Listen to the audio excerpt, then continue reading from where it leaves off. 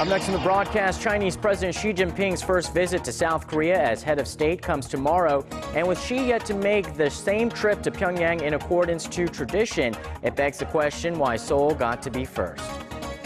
After passing a resolution that reinterprets Japan's pacifist constitution, Tokyo gets straight to work to boost its military. Though the U.S. welcomes the move, China says it echoes Japan's past imperialism. Recent dents in domestic demand have some analysts calling for more aggressive government stimulus measures to boost the local economy. Primetime News begins now.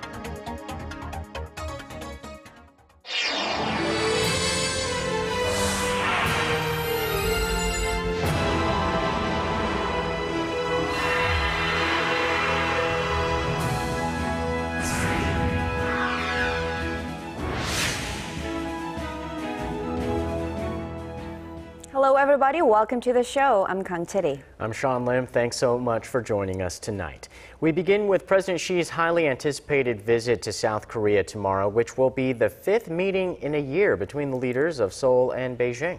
Our Yudian points out some of the key issues topping their agenda, ranging from efforts to curb North Korea's nuclear ambitions and Japan's history of provocations to Seoul and Beijing's free trade negotiations. Chinese President Xi Jinping's visit to Seoul this week sends a strong message to the North Korean leadership. It's practically the first time a Chinese leader, after taking office, is coming to South Korea before paying a visit to Beijing's traditional ally, North Korea. When the leaders of South Korea and China meet on Thursday, they will seek ways to substantially develop their strategic cooperative partnership with a strong focus on the North Korea nuclear issue. Pushing for the denuclearization of the Korean peninsula and maintaining peace and stability on the peninsula and solving issues on the peninsula through peaceful means have always been the Chinese government's established policy. While Beijing will likely oppose recognizing North Korea as a nuclear weapon state, it's uncertain whether the two leaders will highlight more than denuclearizing the Korean peninsula in an expected joint statement following the summit. The South Korean presidential office says Presidents Park and Xi will also discuss reviving the six-nation denuclearization dialogue with Pyongyang.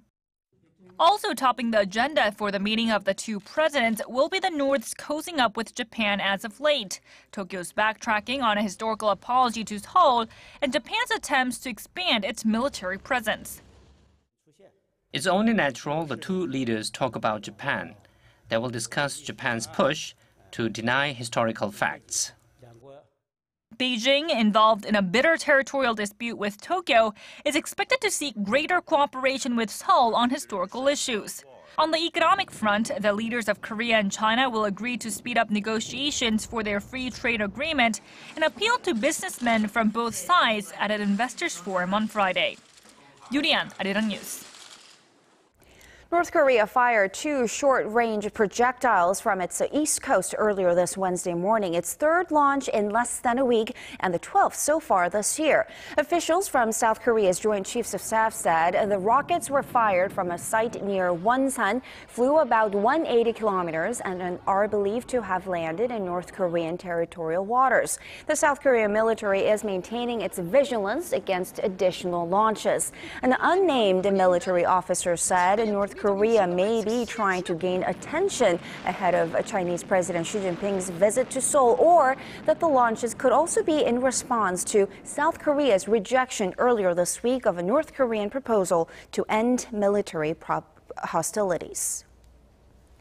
President Park slammed the Japanese government's review of a past apology for sexual enslavement of women during World War II.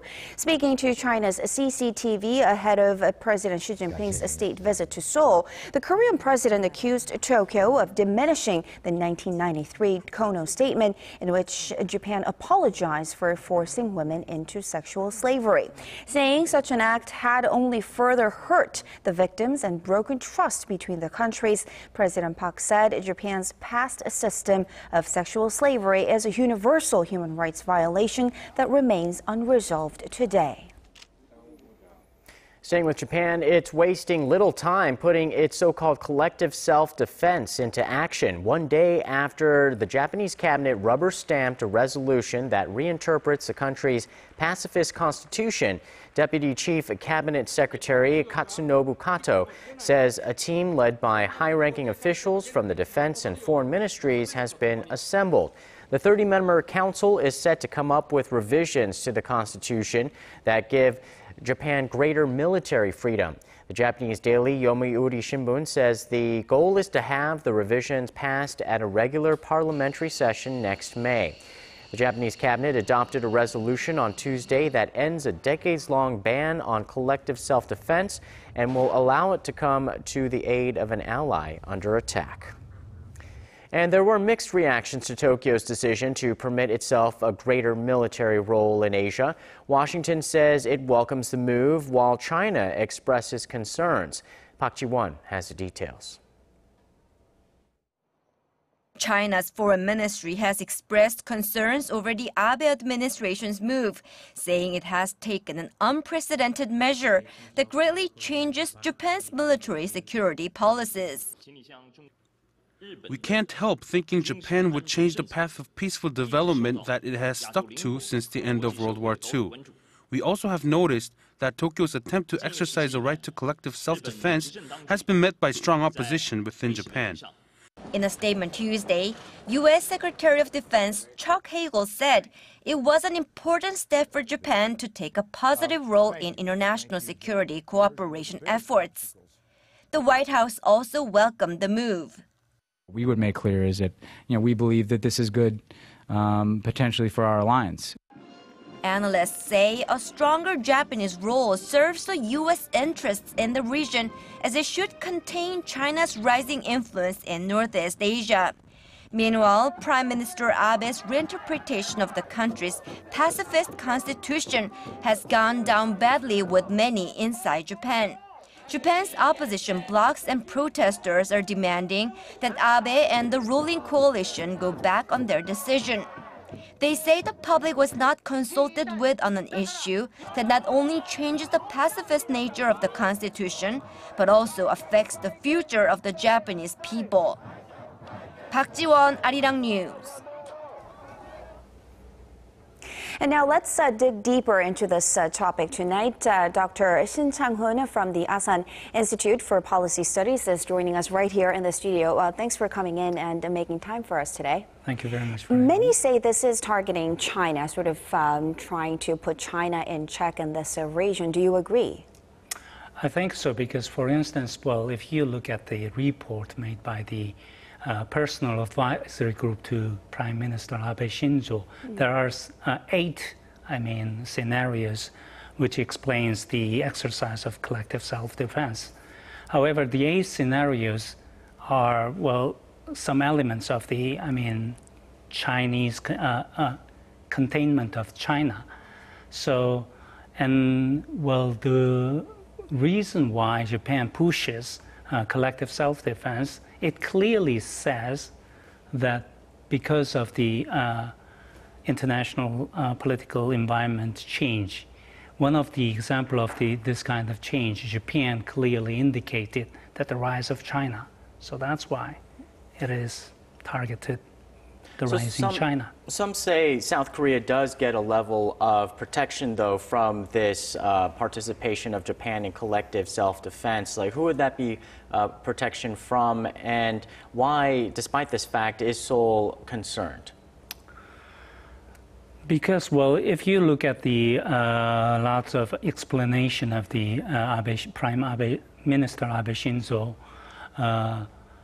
it is a certain hinting, indication that Japan may involved in the emergency situation on Korean Peninsula.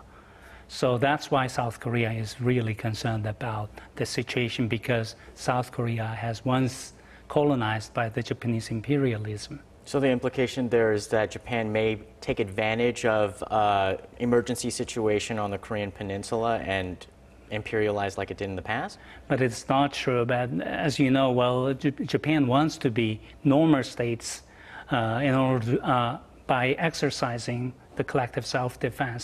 But the thing is that in order to be a normal state, Japan has to, get rid of a certain, legacy of the imperialism. But Japan did not remove the legacy of imperialism.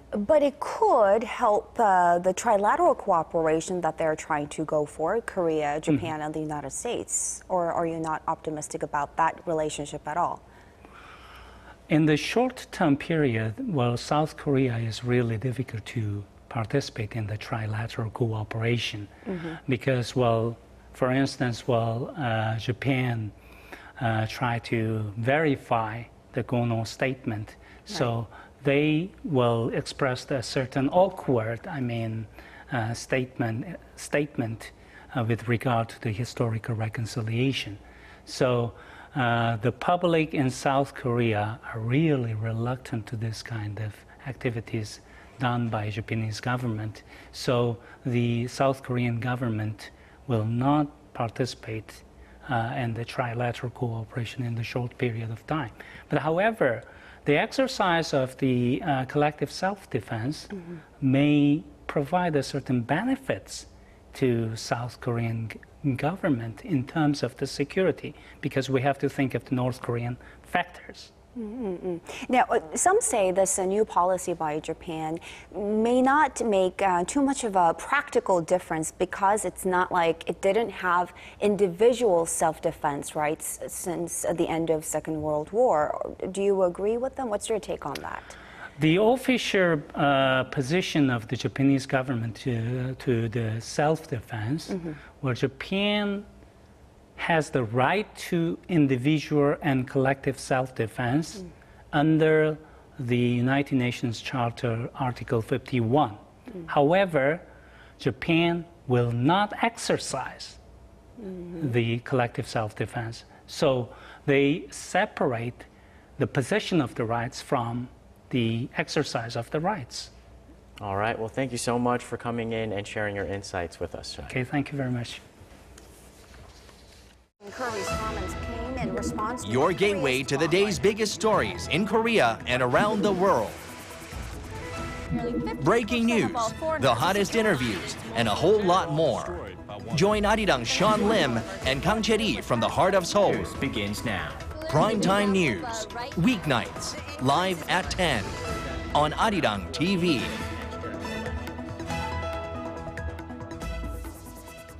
Nearly 3 months have passed since the April ferry disaster devastated the country, and still there are more questions than answers about what went on that day. Parliamentary hearings are underway to uncover some of those answers, and on this Wednesday, it was the Commissioner General of the Korea Coast Guard's turn in the hot seat. Ji Myung-gil tells us more. The Special Parliamentary Committee investigating the Seoul ferry accident simply could not understand why not a single person was saved from the sinking Seoul ferry. When the rescue teams arrived, why didn't they go into the vessel's steering room? Did they know that people were trapped inside? We weren't able to get into the ship because there were too many obstacles in the way. Lawmakers also questioned why the Korea Coast Guard told emergency responders to hold off from starting rescue operations when they arrived at the accident site before the Coast Guard. A rival party lawmaker grew angry when asking why the Coast Guard didn't contact passengers on the sinking ferry. If the Korea Coast Guard had sent a text message or made a phone call to the passengers telling them to abandon ship, they would have. Why didn't the Coast Guard do that? During Wednesday's hearing, the committee determined that the Coast Guard was not in proper control of the situation in the initial stages of the accident, something that led to false reports early on, including that 370 people had been saved. Opposition lawmakers also voiced opposition to President Park Geun-hye's decision to dismantle the Korea Coast Guard. And while they agree with a plan to establish a new national safety ministry, they say it should be an independent body and not under the watch of the Prime Minister's office. Ji Myung-gil, Arirang News. The Korean won hit its highest level against the U.S. dollar in close to 6 years this Wednesday. The won breached the 1,000 that is at 10-won level and closed at 1,009.21 against the greenback. Analysts attribute the won's appreciation to upbeat economic data out of the U.S. and China, which drove the Wall Street to its all-time high overnight, giving investors the confidence to take risks. Seoul-based Nonghyap Investment and Futures for Won said the Korean won could further strengthen to the 1,000 level. However, Goldman Sachs expects the strong won to go down to the 1,031 level in the second half of this year, betting on the slowdown of the Korean economy. With growing concerns that the Korean economy might fall into a low growth trap, many experts are urging the government to raise spending and overhaul old regulations to spur growth and reinvigorate domestic demand. Our Hwang Jie tells us more. Earlier hopes that the Korean economy might settle into a stable period of recovery were dashed by April's ferry disaster, which made a massive dent in domestic consumption. As a result, private institutions have slashed their growth forecasts. Now, a growing number of economists are asking that a new economic team to be led by the incoming finance minister use all the fiscal and monetary policies at its disposal to spur growth. They say the government should pump money into the economy to help it escape from a low growth trap, even though that could very well lead to a fiscal deficit. A cut to the key interest rate, economists say, could also be an option. The central bank's inflation target band is set at a rather high rate, with the nation's inflationary pressure running low. If the pace of recovery continues to remain sluggish, the key rate should be run in a more flexible manner. Analysts also suggest the government improve its tax policies and cut excessive red tape to boost corporate investment and private spending. Some recent economic data has left some questioning whether Korea is truly in a recovery phase. The nation's output across all industries fell for the second straight month in May, while output in the manufacturing and mining sector dropped 2.7% last month from a month ago. That marked the biggest drop since December 2008 at the height of the global financial crisis. Hwang Ji, Arirang News. Nanotechnology has helped create many of the products we use every day, such as display devices and even textiles.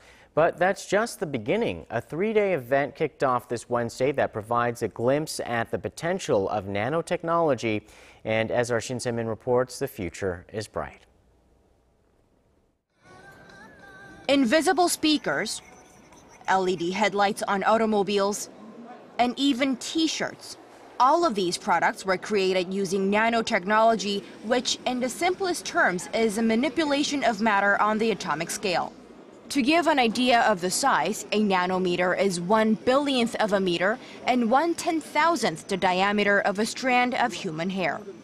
Under the slogan of nanotechnology, the engine of creative economy, 360 private companies and research institutions from more than a dozen countries are taking part in a 3-day event in Seoul, some of them displaying products that will soon hit the market. From a see-through toaster and LED light bulbs to hiking shoes and waterproof phones, all using technology that people can see and feel. Over 50 objects are on display, all of them using nanotechnology.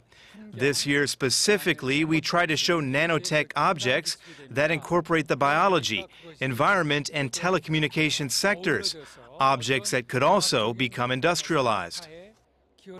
Nanotechnology, which has a range of applications in the development of automobiles, textiles, and even in machineries, has become a new growth engine for South Korea. A recent report from the Ministry of Trade, Industry and Energy shows that the domestic nanotechnology sector created over $128 billion in sales in 2012, up over 27% from the year before. And according to an industry insider, Korea has the potential to become a global leader in the industry. Shin Se-min, Arirang News.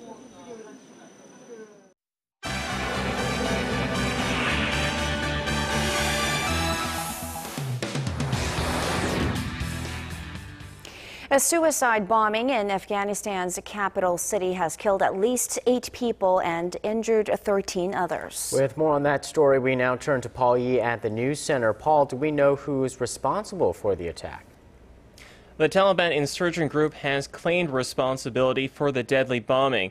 Afghan authorities have cordoned off the area to prevent people from entering over fears of a second blast. Investigators say they're still gathering evidence of the explosion, which ripped through a bus carrying military personnel. The explosion happened in the heavily secured downtown area near Kabul University at a time of increased attacks by insurgents across the country. The violence also comes amid heightened political tensions over the disputed second round of the presidential election, which will represent the first democratic transfer of power in Afghanistan's history. And police in Hong Kong have arrested some 500 protesters in the city's main business district following a massive pro-democracy rally. Over 1,000 demonstrators were removed as police continued to push back in the early hours of Wednesday in Hong Kong's financial center. They were holding an overnight sit-in protest following a rally, which organizers say attracted more than 500,000 people. Obviously, we are here, all of us here, fight for democracy, fight for universal suffrage. We all here have the right to vote for whoever we like to rule Hong Kong, to have the betterment of Hong Kong. Hong Kong's chief executive pledged his government would make efforts to move towards universal suffrage, stressing the need for stability, but said Beijing would still have the last word in deciding who would lead the city. And finally, turning now to Europe, a corruption scandal has rocked the political world in Paris with the arrest of former French President Nicolas Sarkozy. The prosecutor's office says Sarkozy is under formal investigation over allegedly using his influence to sway a 2007 probe into his election campaign funds. Sarkozy was held in police custody for nearly 15 hours on Tuesday before being transferred to a Paris court.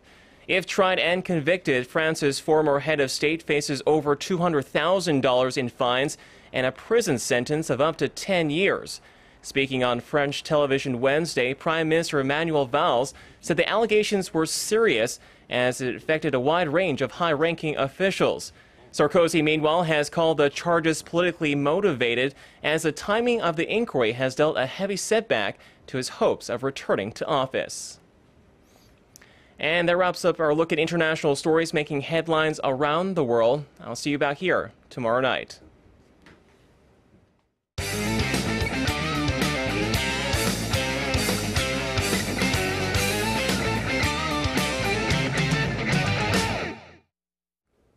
Hello and welcome to Primetime Sports. I'm Stephen Che.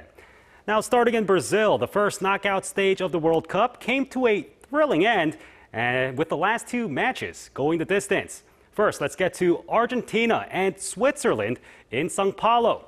Now, from the get-go, Argentina pressed the attack. Switzerland, meanwhile, elected a defensive posture, double and triple teaming Lionel Messi.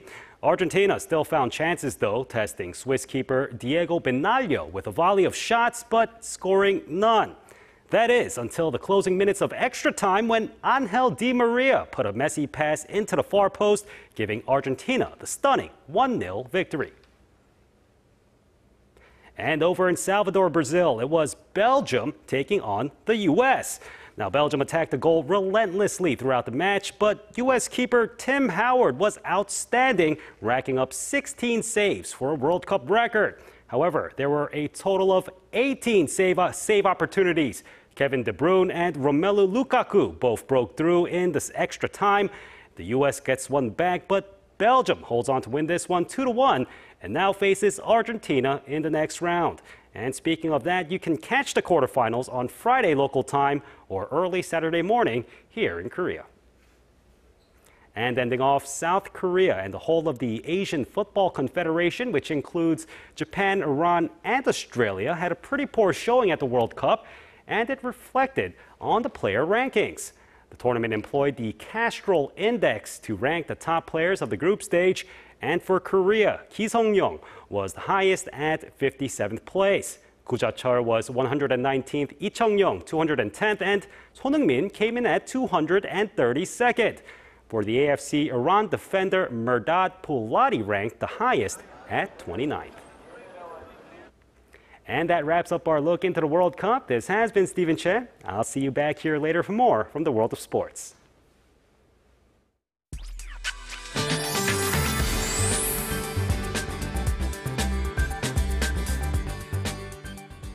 Well, you can certainly feel it. Monsoon season has finally arrived here in Korea. And for more, our Kim Bo-kyung joins us from the Weather Center. So, Bo-kyung, a heavy rainfall warning has been issued for some of the regions. That's right. That's in Gyeonggi-do Province and Jeju. And through tomorrow, we are looking at about 30 to 80 millimeters of precipitation in Jeju and the southern regions, and between 5 to 40 millimeters in Seoul and Gyeonggi-do Province. So make sure to grab an umbrella on your ways out. At the moment, parts of the central regions are seeing heavy rainfall of about 30 millimeters per hour, and after dropping some heavy precipitation tomorrow, monsoonal fronts will gradually move up, leading to nationwide rain on Sunday and Monday. On to Thursday's readings. Seoul reaches 25, while cities down south hit the mid-20s. As for other places, Daejeon and Jeju make it to 25 and 27, Dokdo to 22. Well, no World Cup games will be played tomorrow, and players will be able to prepare for the next round of 8 under sunny skies in Rio. That's all for now, and I'll be back with more after midnight. All right, thanks, Bo-kyung, and that will do it for this edition of Primetime News. Thanks for watching. Join us again the same time tomorrow. Bye-bye.